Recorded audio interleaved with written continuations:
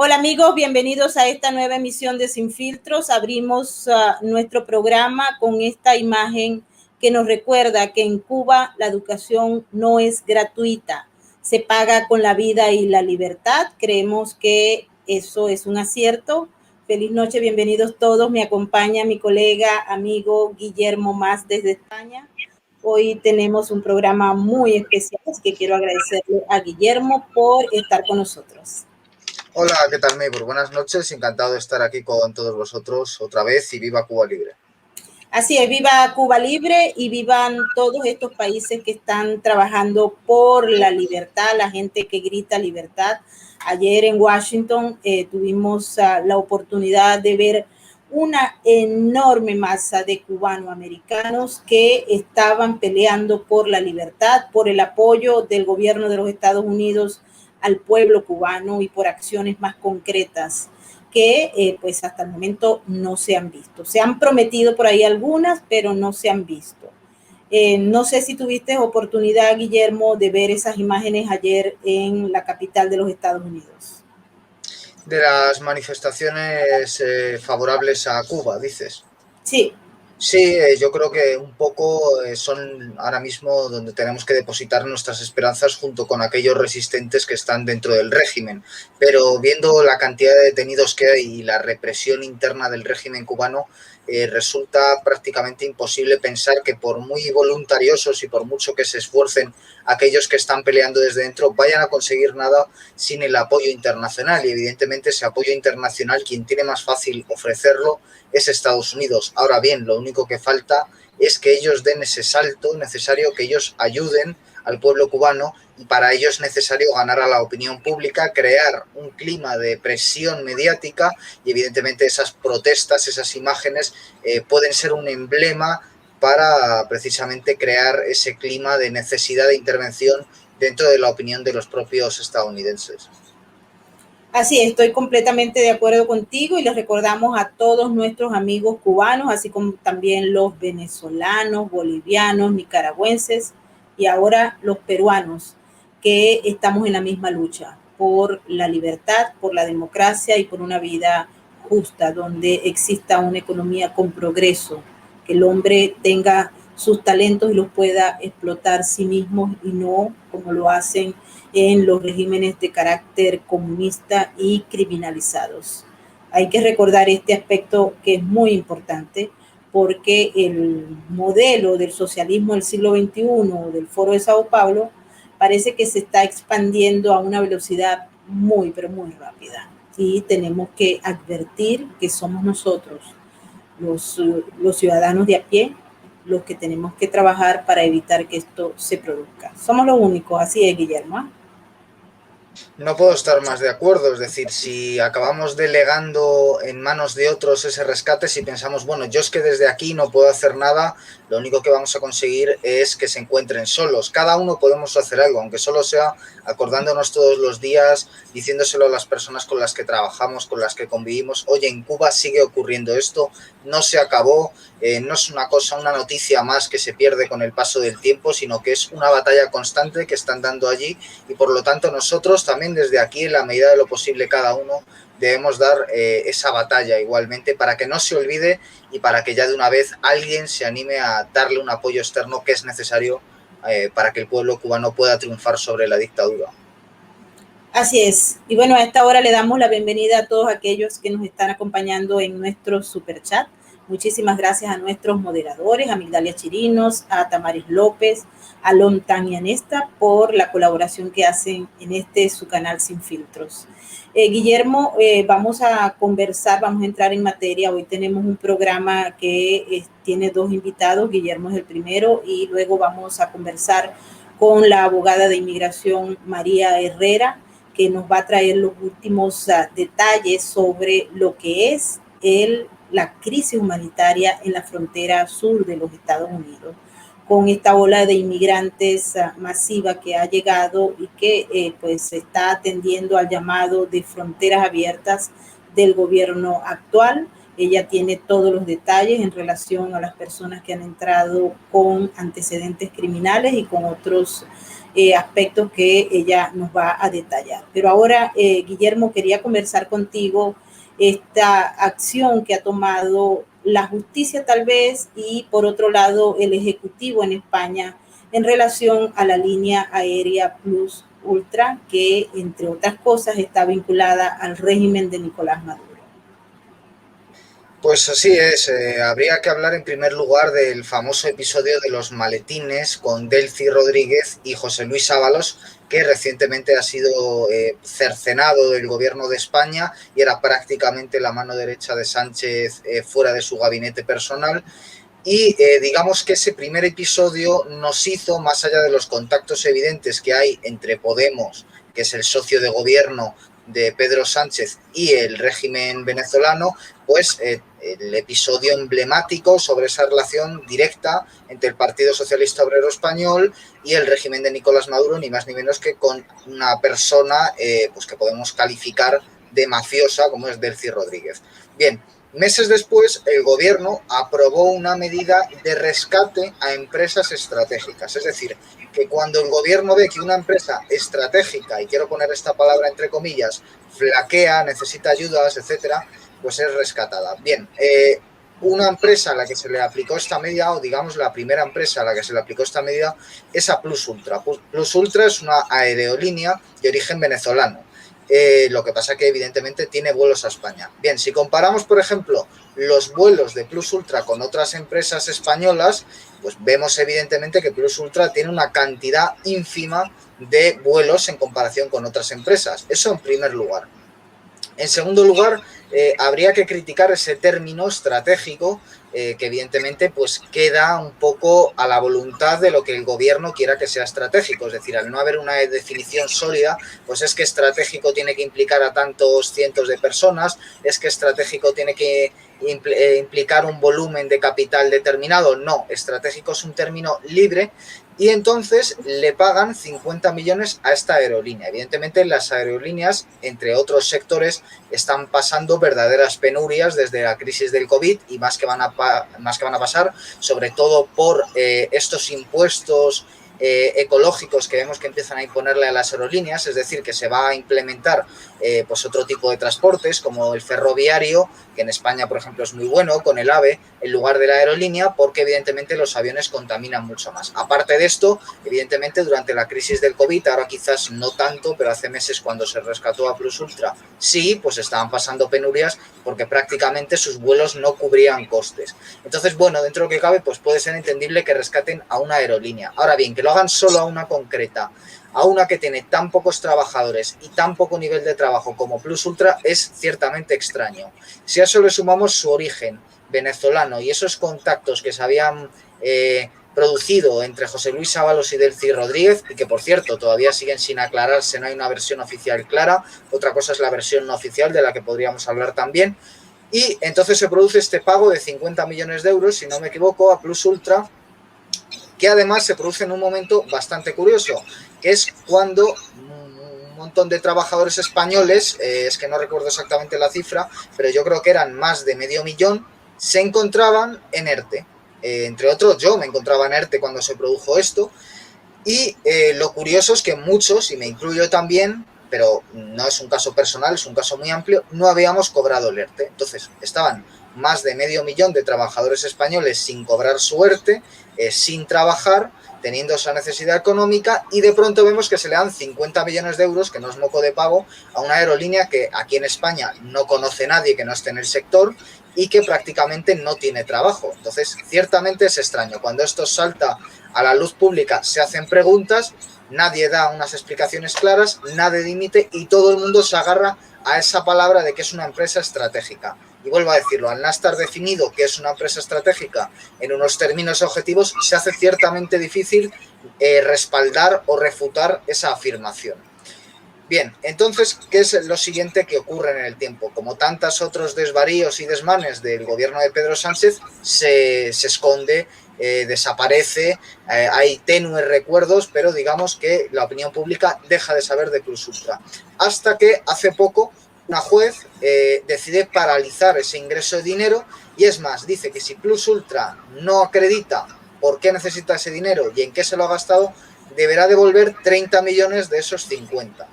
Entonces aquí empieza lo curioso porque Plus Ultra tiene que darse mucha prisa en encontrar esa justificación que el gobierno tampoco sabe dar. Es decir, el gobierno se agarra también al término estratégico, pero en ningún momento da una declaración solvente. Y eso es precisamente lo que nos encontramos ahora.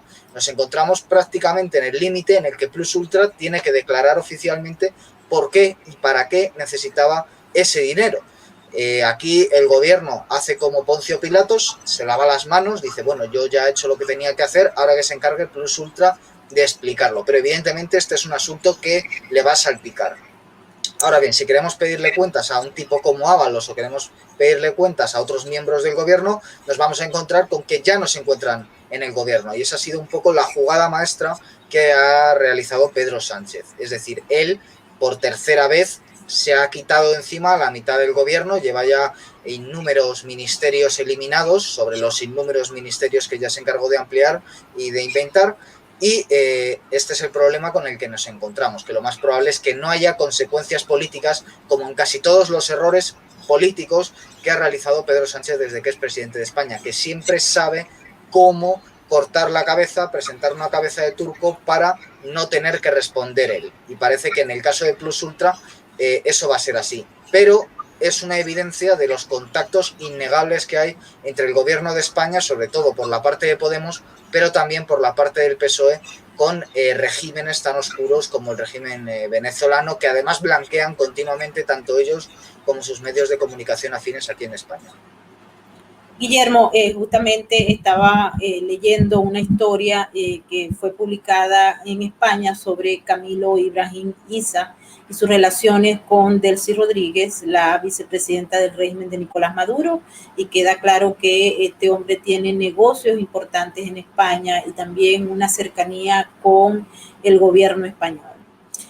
Ampliando esto, nosotros acá en Estados Unidos observamos cada vez con mayor preocupación cómo el sistema de justicia español tiene unas formas de investigar a algunos ciudadanos y hacia otros. Por ejemplo, hemos visto que en la medida en que la impunidad es prácticamente la regla en la justicia española, al menos eso es lo que se advierte desde acá, muchos más chavistas, señores que han trabajado o que forman parte de esa línea de los testaferratos del chavismo, huyen a España, se instalan allá, compran propiedades y se olvidan tanto del robo del erario público venezolano y los daños que causaron al venezolano, a la ciudadanía, y también pues se olvidan de las reglas del juego y viven allá muy bien. No solamente estamos dirigiendo esto a los bolichicos, a Alejandro Betancourt López y a este grupo, sino también, por ejemplo, hay que recordar al Pollo Carvajal, que gozó de apoyo y que por ahora supuestamente él anda fugado. Eso está muy extraño, nadie cree la versión que se ha dado a conocer. Y tenemos también a Nervi Villalobos y a otros grupos que forman parte de los que están señalados aquí en el gobierno de los Estados Unidos por haber participado en hechos de corrupción y lavado de dinero, pero que allá en España se sienten muy bien, que nadie los acosa y nadie les toca su dinero. Pues efectivamente, parece que España se ha convertido, tal y como pronosticó Chávez, en un lugar reconquistado. Es decir, hay un momento en el que Chávez dice que, bueno, que igual que se produjo la conquista de Venezuela, entre otros territorios, por parte de España, pues que ahora se iban a hacer lo contrario. Y un poco el proyecto que surge de ahí y que surge evidentemente del foro de San Pablo, al que ahora podemos añadirle el foro de Puebla, donde está gente como José Luis Rodríguez Zapatero o el propio Pablo Iglesias, pues es ese intento de reconquista y lo han conseguido. España es en buena medida la sede europea del gobierno venezolano, y además es que, como hemos visto en otros programas aquí, precisamente las medidas que está tomando Pedro Sánchez se parecen bastante a las medidas que toman países cuyo referente es Venezuela, como Perú. Lo vimos precisamente esto la semana pasada en un programa extraordinario que hiciste. Y entonces, ¿cuál es el problema? Creo que has puesto el dedo en la llaga, ¿no? ¿Cómo no se le hace pagar a esta gente judicialmente? Venezuela es un país que, por ejemplo, no tiene extradición con Estados Unidos, lo cual ha hecho que en Venezuela se refugie mucha gente del narcotráfico que tiene problemas con Estados Unidos. Pero evidentemente, si llegan a tener algún problema en Venezuela, si llega a desmoronarse el régimen en venezolano, pues veremos como gente como Maduro huirá con su inmensa fortuna a otros países. ¿Vendrá a España? Seguramente él no. Pero otros personajes menos conocidos sí que pueden venirse a España a refugiarse. De hecho, ya lo están haciendo algunos de ellos, como bien indicas. ¿Cuál es el problema aquí? Pues que, por ejemplo, España es un país que tiene penas de cárcel muy duras para delitos referentes a robo, digamos, a estafa Hacienda. Quien no paga Hacienda tiene aquí unas penas muy altas, y sin embargo, quien mata, quien es un asesino, en España tiene unas penas bastante bajas. Suele salir muy barato en España matar a alguien, lo hemos visto con los criminales etarras, y evidentemente ocurrirá igual en el caso de los criminales chavistas. ¿Cuál es el problema? Que si quisiéramos tirar de la manta aquí en España, si quisiera iniciarse una investigación judicial, pues ese juez valiente o jueza se encontraría con un problema esencial, que es, primero, que los jueces son elegidos por el poder político y evidentemente tendría que rendir cuentas a algún político, y segundo, que los políticos españoles, sobre todo de izquierdas, están muy pringados dentro de asuntos turbios en Venezuela. Muchos de ellos han cobrado cuantiosas cantidades de dinero por trabajos dudosos en Venezuela, que más bien, y esto es una hipótesis, parecen tapaderas de otro tipo de asuntos.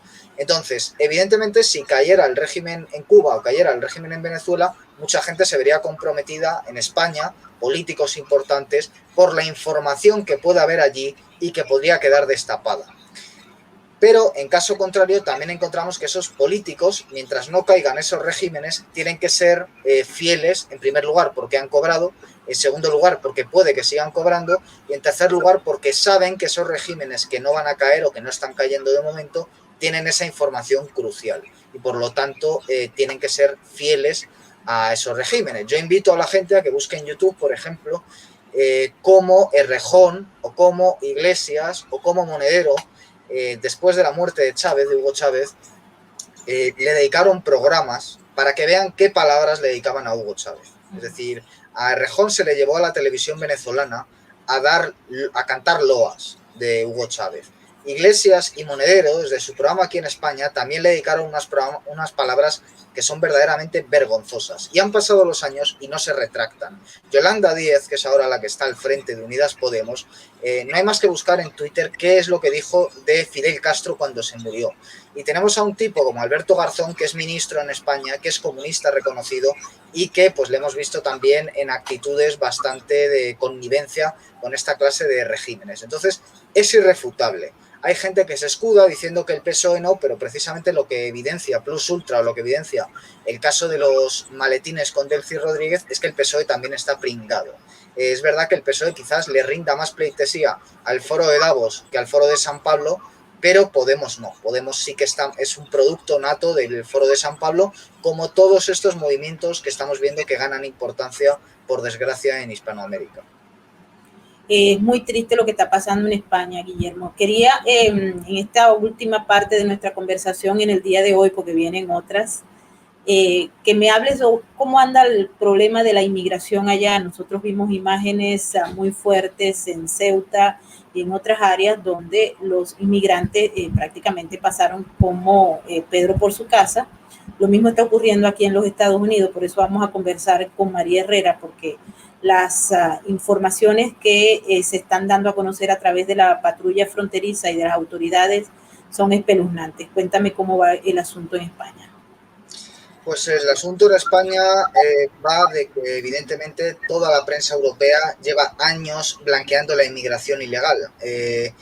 Entonces, ¿qué es lo que pasa? Que hay todo un movimiento de refugiados que sabemos que está financiado por George Soros, que lo que pretende es de alguna forma sustituir a esa población europea en vías de desaparición porque no tiene una renovación, digamos, de jóvenes nacidos con respecto a los ancianos que mueren. Entonces, al no haber esa renovación, la gran solución es la inmigración. Y esto no me lo estoy inventando porque, por ejemplo, Sánchez en su plan 2050, que presentó hace poco, eso es precisamente lo que dice, que van a desaparecer 1 millón de niños españoles al año, pero que esa cifra no va a modificar el volumen total de la población española porque una serie de inmigrantes lo van a suplir. Bien, esto por un lado. Por otro lado, lo que estamos viendo en Ceuta es cómo un gobierno con ansias imperialistas, que es el de Marruecos, ansias imperialistas sobre territorio español, y no solo español, también sobre el Sáhara, esto es bien conocido, está utilizando a población como arma, es decir, está utilizando a la desesperación de unos inmigrantes ilegales para lanzarlos como arma hacia España y decirle, oye, si no me das lo que quiero, voy a abrir el grifo y no van a parar de llegar. En la crisis dramática migratoria que vimos hace solo unos meses, se veían claramente las imágenes de cómo unos soldados marroquíes invadían territorio español, el territorio neutro entre las dos vallas, para permitir la entrada de esos inmigrantes ilegales. Los saltos masivos que se producen en la frontera, en las concertinas, de inmigrantes no son cosa de ahora, llevan pasando mucho tiempo y pasa pues efectivamente lo que hemos visto días atrás, cómo masivamente entran cientos de inmigrantes poniendo su vida en riesgo, pero también agrediendo de forma brutal a los policías que trabajan allí, que están absolutamente desesperados. Evidentemente, los servicios secretos españoles saben que esto se produce, si lo permiten será por algo, de la misma forma que los servicios secretos marroquíes trabajan allí. Hay mucha más digamos, actividad de los servicios secretos españoles de lo que se quiere reconocer. Yo lo sé de buena tinta por alguien que trabaja en los servicios secretos españoles y que además ha trabajado bastante en Marruecos y que está trabajando en estos momentos en estos problemas migratorios que se producen en Ceuta. Y lo que ocurre es que los medios de comunicación españoles están presentando como víctima al inmigrante ilegal, cosa que yo puedo comprender hasta cierto punto, pero no están mostrando el impacto que eso tiene en la vida de los españoles que viven en Ceuta. Y eso para mí es lo dramático. Nos hemos tenido que enterar por Twitter, sobre todo, y por algunos medios alternativos, de las agresiones que se están ya produciendo entre algunos de esos inmigrantes, y quiero recalcar lo de algunos, porque yo no estoy ni mucho menos alineado con esa criminalización del inmigrante ilegal que está haciendo, por ejemplo, Vox en España. Me parece vergonzoso. Pero eso no quita para que efectivamente se estén produciendo episodios de violencia entre algunos de esos inmigrantes que entran violentamente agrediendo a la policía y luego mantienen esa violencia con la población española. Para mí, ¿cuál es la pena? Que no se nos cuenta cómo está viviendo allí el que tiene un comercio, el que trabaja todos los días, esta entrada masiva y constante desde hace unos años de inmigrantes, que es verdad que ahora se ha agravado. Evidentemente España no está defendiendo lo suyo, no está poniendo unos límites claros y Marruecos se está aprovechando de ello. Marruecos tiene el apoyo evidente del gobierno de los Estados Unidos, que se hace fuerte. ¿Y España qué relación tiene con el gobierno de los Estados Unidos? Pues una relación pésima que se puede, digamos, resumir en dos imágenes. La primera es Pedro Sánchez acosando como que va a pedir que firme pues que firme para apuntarse una ONG a Biden hasta que intervienen los servicios de seguridad. Esa es la primera imagen. Y la segunda imagen es de nuevo Pedro Sánchez dando vueltas como un loco por las calles de Nueva York sin que nadie le haga ni caso, sin reunirse con el alcalde de la ciudad, sin reunirse con el presidente del país, sin reunirse con ningún gran empresario del país, sin reunirse con ningún representante del gobierno. Es decir, España ahora mismo está completamente despreciada por el gobierno de los Estados Unidos de forma lancinante. Y lo que sí le da es su apoyo a Marruecos, estratégico, por supuesto, y Marruecos se siente fuerte para reclamar más y más, y evidentemente va a seguir haciéndolo en los próximos meses, repito, utilizando a la población civil desesperada como arma, con todo el perjuicio que eso tiene sobre la población española en Ceuta.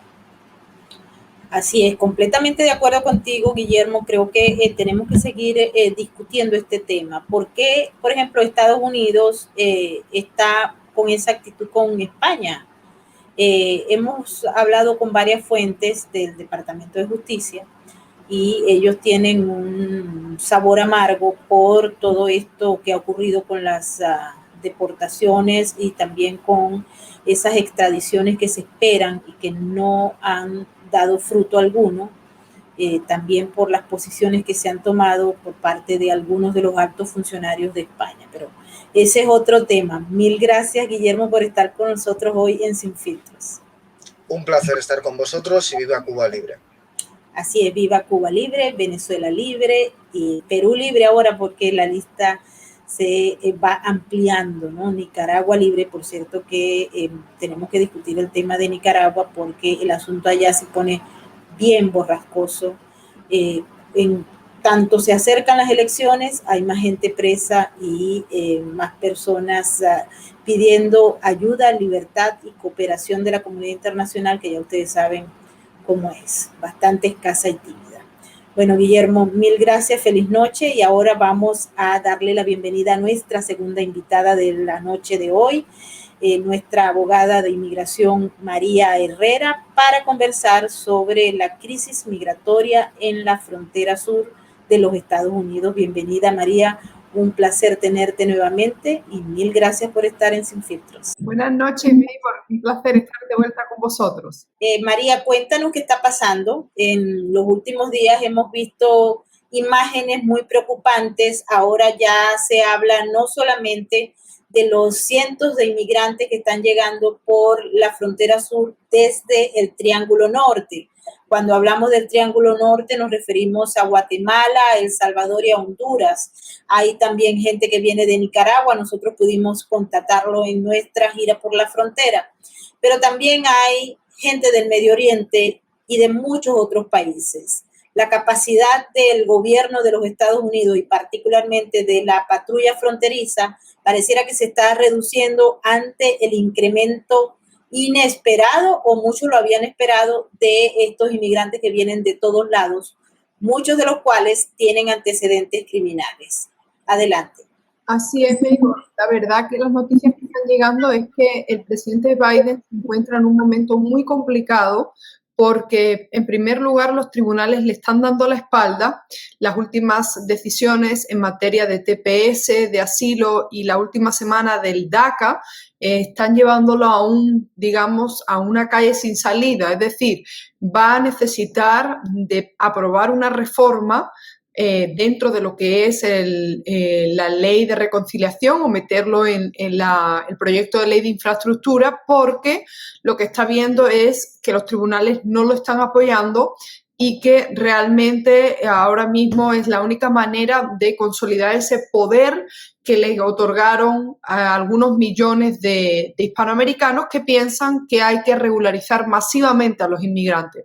Por otra parte, como tú bien dices, la frontera ahora mismo está en el peor momento en la historia. Ya no se habla de los últimos 21 años, sino el control, la patrulla fronteriza ha grabado los siguientes datos. Más de 190.000 personas intentaron entrar en Estados Unidos y pidiendo algunos asilos, otros reunificación familiar, otro tipo de alivios, pero además se reconoce ya que más de 50.000 inmigrantes entraron y que no han podido ser detenidos y se desconoce el paradero. Por otra parte, como hemos hablado y la agencia EFE ha reconocido, de los últimos inmigrantes, tomando una muestra como ejemplo de 250 inmigrantes, hay la gran mayoría de personas que habían sido inclusive deportadas, que tenían cargos, antecedentes penales no relacionados con la entrada ilegal. Estamos hablando sobre todo temas, puede ser narcotráfico, puede ser conducir sin una licencia de conducir, bajo los efectos del alcohol, por contrabando de personas. Esto es muy preocupante para la administración.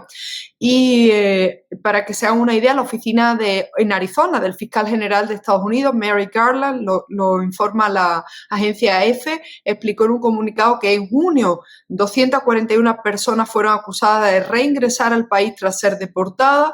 108 de ellos habían sido deportados 3 o más veces y 40 tenían condenas por crímenes violentos, incluyendo homicidios, delitos sexuales o violencia doméstica. ¿Qué decirte, Maybor? De esto hemos hablado mucho. la verdad es que no sabemos qué va a pasar, pero yo creo que la administración de Biden y Kamala Harris va a, de cualquier forma, intentar aprobar una reforma inmigratoria, una regularización masiva, porque se ve que o lo hace ahora o con la crisis y la presión que tienen en la frontera sur no van a lograrlo. Tienen la presión de los demócratas, tienen la presión de los republicanos. En ese caso, estaríamos hablando de que ellos cuentan con los votos para poder aprobar una especie de amnistía para todas las personas que están en situación ilegal en los Estados Unidos. ¿Crees tú que eso se puede dar en estos momentos, aprovechando también que existe un apoyo casi restricto por parte de los medios corporativos de información y prácticamente del empresariado y de todo el mundo? Ellos apoyarían este movimiento, que sería un costo importante para la nación como tal. No lo sabemos hasta que vea la luz toda la propuesta de ley de infraestructura, el modelo final, y a ver lo que han ido negociando por detrás con algunos republicanos que quizás no son tan conservadores, sino que son más centristas y que están dispuestos, a cambio de que se le aprueben varios proyectos de ley o varias partidas presupuestarias, pues que se apruebe de una forma muy parcial, por supuesto, lo que es el camino a la residencia para los TPS, para los DACA. Recordemos que es que esta decisión de los DACA deja a Biden fuera de juego. En los DACA, una decisión que protegía a cientos de miles de jóvenes soñadores que llegaron antes de sus 15 años, acaban de determinar que se aprobó, que la administración de Barack Obama y Joe Biden la aprobó de forma ilegal y no va a permitir continuarse ni renovar ni emitir nuevos DACA.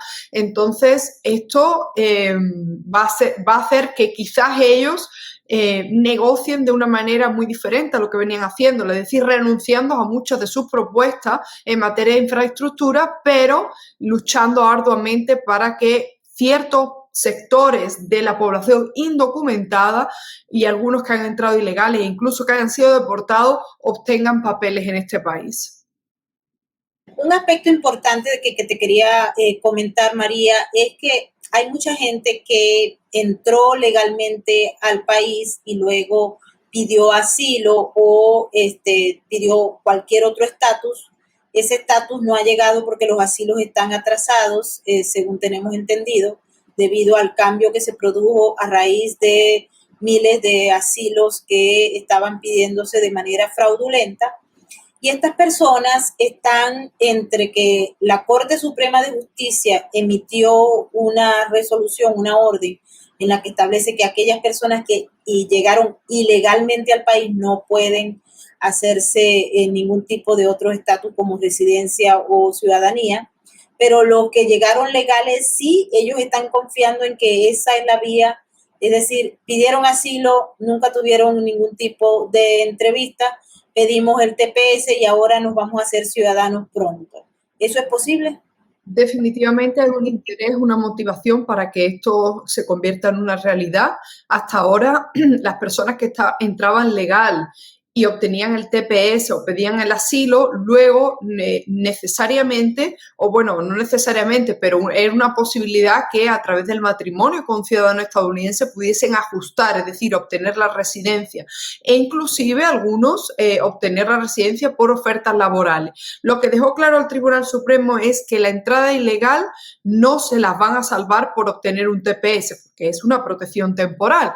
Esto viene a contrarrestar el movimiento que había de muchas personas que viajaban a sus países con el TPS, entraban de forma legal la segunda vez, no la primera, y pedían que se le concediera la residencia permanente.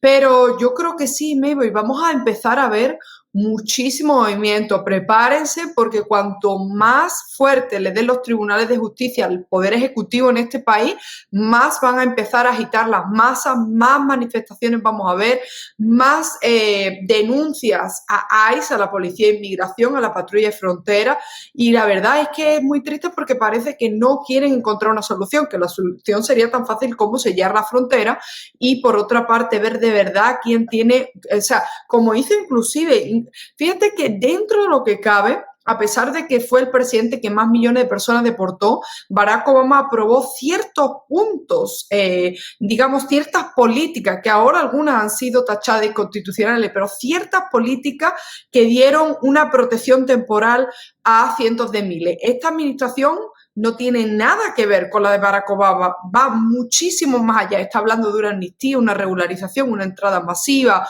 una falta de control y por desgracia, y esto sí lo tienen que saber las personas que nos ven, eso va en absoluto detrimento de todos los inmigrantes que intentan entrar inclusive pidiendo asilo. ¿Por qué? Porque los centros de detención están totalmente desbordados. Lo que antes se tardaba un par de semanas para ver si ganábamos los permisos de entrada humanitaria, ahora se están tardando meses. También el Tribunal Supremo le dijo ya que la persona que hubiese entrado ilegal y volviese a pedir asilo no tenía derecho a fianza. Y a los que han estado esperando bajo el protocolo de protección de inmigrantes en la frontera, a muchos hemos tenido esas noticias que tú y yo incluso hablábamos el otro día de que los hacen renunciar a eso para intentar poder pedir asilo porque no tiene la capacidad el gobierno de permitir entrar a tantos millones de personas. Y por supuesto, y lo último, esto ya sí, hemos pasado de una crisis absoluta, es decir, de un retraso de más de 1 millón de casos en los tribunales de la frontera, hasta hace 2 meses ya íbamos por 1.200.000 y las últimas noticias es que a las personas que están entrando, por ejemplo, en el caso de aquellos que vienen con familiares, aquellos que vienen con un tema humanitario, ni siquiera hay 2 temas que a mí me preocupan como abogada. Uno, a muchos no le están dando la fecha de corte para presentarse, por lo tanto estás dejando una familia entera, una persona en el absoluto limbo, porque ya no sabes cuándo va a tener la posibilidad de presentarse una corte.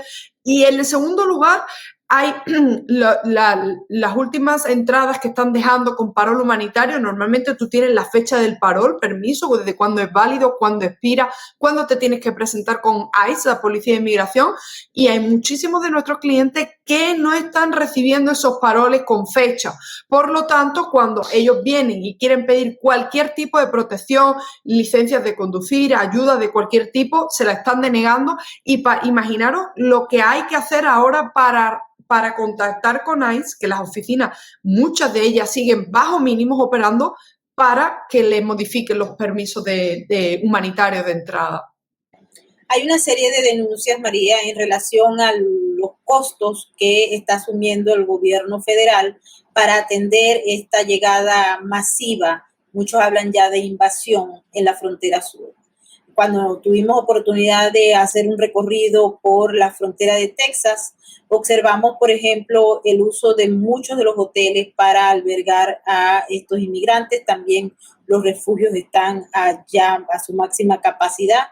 Y hay un tema importante y es que en Texas, en particular, donde estuvimos, los inmigrantes llegan, se unen primeramente en un lugar y luego es que les van a hacer los exámenes del COVID para ver si están infectados o no, lo cual ha generado un problema adicional para las actividades y las autoridades que están haciendo este trabajo en Texas. En Arizona tenemos entendido es más o menos lo mismo, al igual que en una zona de California. Entonces, se puede hacer una especie de contabilidad en relación a los gastos que se están haciendo sobre esto. Hay varios voceros del Partido Republicano que han dicho qué es esto, cuánto cuesta, cómo se va a perfilar esto, pero no hay respuesta. Y otro asunto que quisiera que comentaras es el hecho de estar utilizando aviones de la Fuerza Armada norteamericana y también algunas de las instalaciones para incluir y albergar a todos estos cientos de miles de personas que están llegando y que para muchos representa un costo muy importante para el contribuyente norteamericano. Exacto, un costo para el contribuyente norteamericano, como tú dices, de la acogida. Recordemos que incluso aquí en Miami se tuvieron que cerrar muchos de los centros de detención de menores que tenían unos costos de miles y miles, de cientos de miles de dólares mensualmente durante la administración de Trump porque era insostenible. Por otra parte, hay ciertos medios de comunicación, por ejemplo, One American News, que todos los días estaba intentando recoger los últimos datos. Ellos publican todos los días lo que le cuesta al contribuyente estadounidense la inmigración, la entrada de inmigrantes de forma ilegal.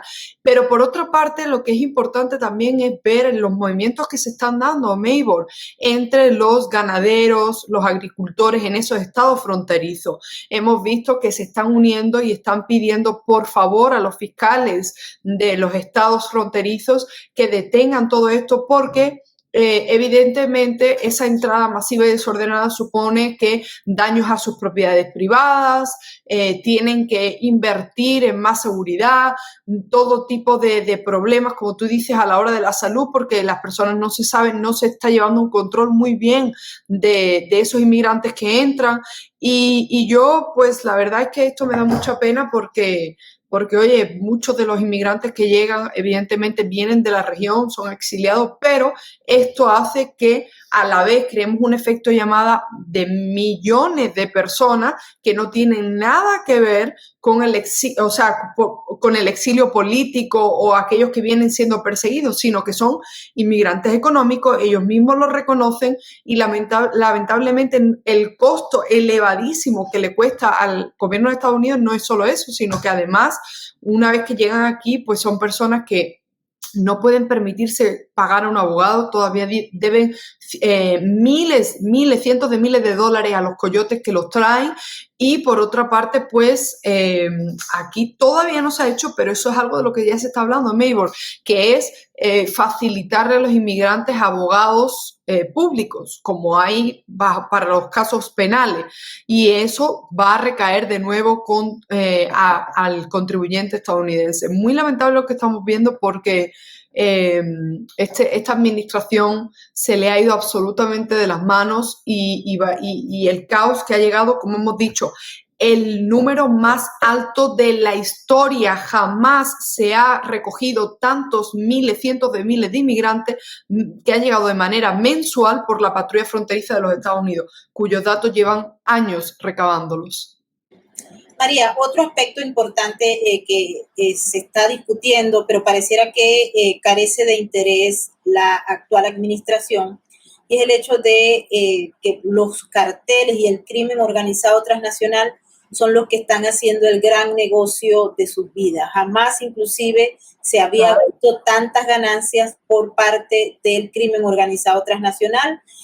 Cuando tuvimos oportunidad de hacer el recorrido por la frontera, observamos y tuvimos posibilidades de conversar con mucha gente que nos decían que incluso el tema de las drogas está pasando como a un segundo nivel en este momento en algunos puntos de la frontera porque es mucho más rápido y menos vigilado para los criminales pasar gente. Es decir, el tráfico humano supera al tráfico de drogas, cosa que jamás se había advertido en los términos que se está haciendo hasta ahora, y también hay, si se quiere, un incremento del número de coyotes que está trabajando para traer inmigrantes, como les decimos, no solamente de América Central o de Sudamérica, sino también del Medio Oriente y de cualquier otro país cuyos inmigrantes o personas que deseen llegar a este país puedan pagar miles de dólares. ¿Hacia dónde vamos, María? Pues a una nueva forma de, como tú dices, tráfico humano, contrabando, un negocio muy, muy lucrativo. Estaba mirando datos, fíjate que los datos más conservadores con respecto a tu anterior pregunta citan el coste a Estados Unidos de esta inmigración ilegal en el 2018, cuyos datos no tenían nada que ver con lo que hay ahora, los números más conservadores por encima de los 50.000 millones de dólares. La administración Trump en ese momento dijo que se hablaba por encima de los 200.000 millones de dólares, señores. Esto es increíble al año lo que estamos viviendo aquí.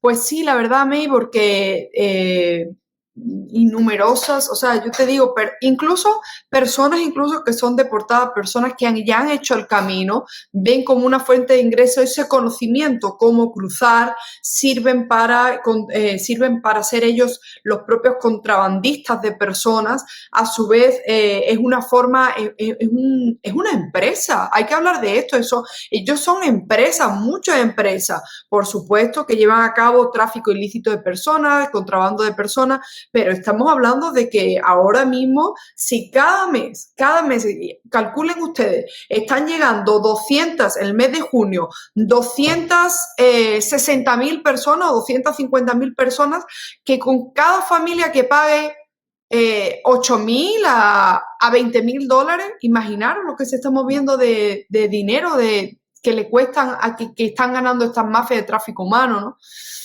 La verdad que todo esto ha sido creado por esta administración, hay que decirlo así, y muy lamentable, porque la práctica, la verdad, May, porque estamos teniendo una experiencia malísima, porque es imposible ya contactar con muchos los deportadores, todo se nos hace más difícil, cuesta arriba, las familias de los detenidos se desesperan muchísimo, y luego va a haber muchísimas más denuncias de maltrato. ¿Por qué? Porque no va a haber suficientes médicos para tratar a estos inmigrantes, estamos en medio de una pandemia del coronavirus, muy triste lo que estamos viviendo.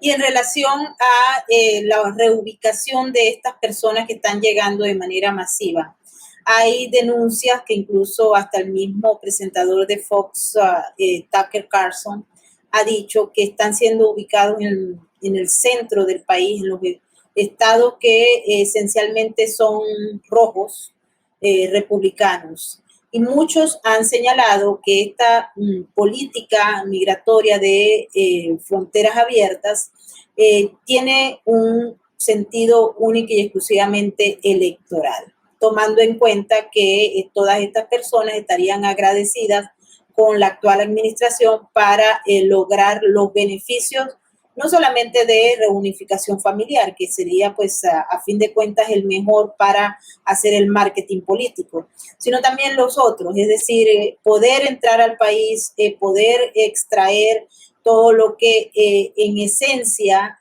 sería un factor fundamental para que el Partido Demócrata engrose sus filas y logre incrementar el número de votos. Bueno, ya aquí nadie sabe exactamente cuáles son el número de votos, porque los números de votos de las últimas elecciones no se comparan con el padrón electoral, y esas fallas en las instituciones no han permitido aclararlas. Entonces, estamos hablando de que esto sería como un boom que podría llevar a el permanecer o hacer un monopolio de las elecciones para el Partido Demócrata. Muchos lo están viendo así. Claro, es una posible lectura, ¿no? Es cierto que yo hace un par de meses me sorprendía mucho, hablaba con un compañero que vivía en Kentucky y me decía que estaban llegando la mayoría de refugiados, que ya están creando ciudades donde solo hay inmigrantes, y que en principio no están dando mucho problema, porque evidentemente los mandan a las zonas más rurales para que no se note y todo eso, ¿no? Pero yo creo que poquito a poco pues sí vamos a ver los resultados a nivel electoral, a nivel de gasto público, efectivamente, como tú dices, pero es una pena que todo esto no se solucione, porque al final esto sí va a desencadenar en un enfrentamiento terrible en el que los hispanos nos vamos a ver entre la espada y la pared, porque claro, nos van a poner en el dilema de si defender a muchas de estas personas que son de países hermanos, personas que vienen hablando nuestra lengua, que defienden nuestra cultura y religión,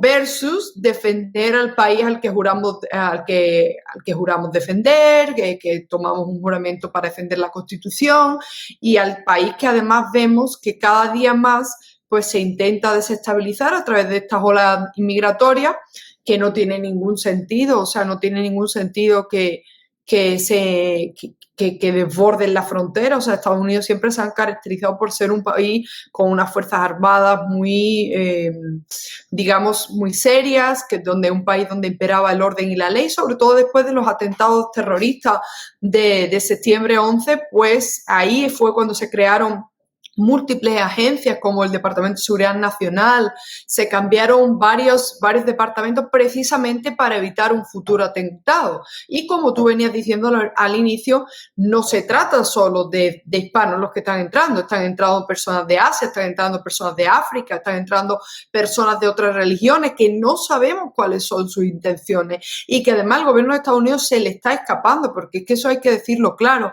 no tienen la capacidad ahora mismo para controlar quién está entrando en nuestro país. Eso hay que dejarlo clarísimo. Les guste o no les guste a los periodistas, a la prensa progresista de izquierda, estamos claros, incluso la noticia que yo te leía antes la había publicado la agencia EFE. O sea, la agencia EFE, el diario Las Américas, ya cada vez vemos más como los periódicos ya están preocupándose y alzando la voz porque no entienden y no ven normal lo que está pasando en nuestra frontera.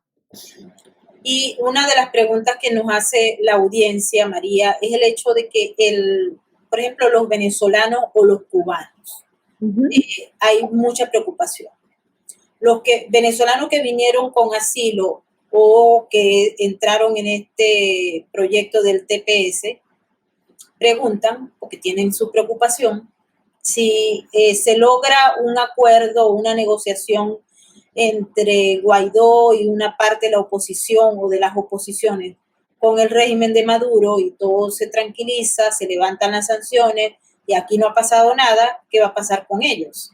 Y en el caso de Cuba, que pareciera que se está apoyando más al régimen que a los cubanos, entonces, ¿cómo ves esos dos planteamientos?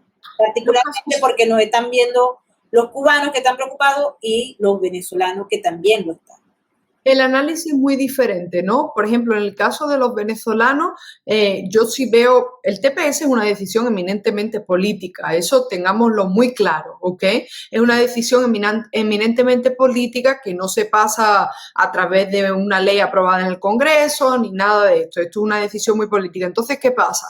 Que mientras el Partido Demócrata esté en el poder, no le va a interesar retirar el TPS, independientemente que Juan Guaidó o la coalición de partidos, una coalición de partidos llegue a acuerdos con Nicolás Maduro. Eso en los próximos años no lo veo como una realidad. Por otra parte, el tema de los cubanos es bastante triste porque estamos hablando de que mientras ellos toman determinadas acciones para censurar o para sancionar a una persona aquí, a los boinas negras allá, mandemos remesas, pero la realidad es que la situación no va a mejorar de la noche a la mañana y que muchas personas inclusive pues no creen que ni siquiera que el levantamiento de Cuba se vaya a traducir en un paso hacia la democracia real. Entonces, ¿qué pasa? Que Estados Unidos sí, y las administraciones demócratas, las administraciones de izquierda de Estados Unidos han puesto todo tipo de obstáculos a los inmigrantes cubanos, a los exiliados políticos, le han quitado pies secos, pies mojados. Barack Obama, ahora está diciendo el secretario de Mallorca, no, por agua no vengan, no los vamos a aceptar. Bill Clinton también fue una de las personas que construyó el muro y eso hay que decirlo. Entonces, claro, el tema de los cubanos es muy delicado porque han dicho ahora que van a, por ejemplo, también a restablecer el personal en la Embajada de Estados Unidos en La Habana, pero no sabemos en qué va a desembocar esto. Son dos casos muy dramáticos, la verdad. Así es. Bueno, seguiremos llamando a nuestra abogada María Herrera para que nos siga trayendo información que ustedes quiero que analicen. Es decir, ustedes escuchan esto, esta información que les suministramos en Sin Filtros no la consiguen por allí. ¿Por qué? Porque este tema está siendo prácticamente silenciado por muchos medios de comunicación masivos. Así que por aquí seguimos informando. Mil gracias, María, por estar con nosotros esta noche en Sin Filtros. Gracias, Maybor. Hasta pronto. Así es. Y bueno, muchísimas gracias a todos aquellos que nos han acompañado esta noche desde el Superchat. Mil gracias a nuestros moderadores y nos vemos mañana en la noche nuevamente. ¿Ok? Muchísimas gracias por estar con nosotros.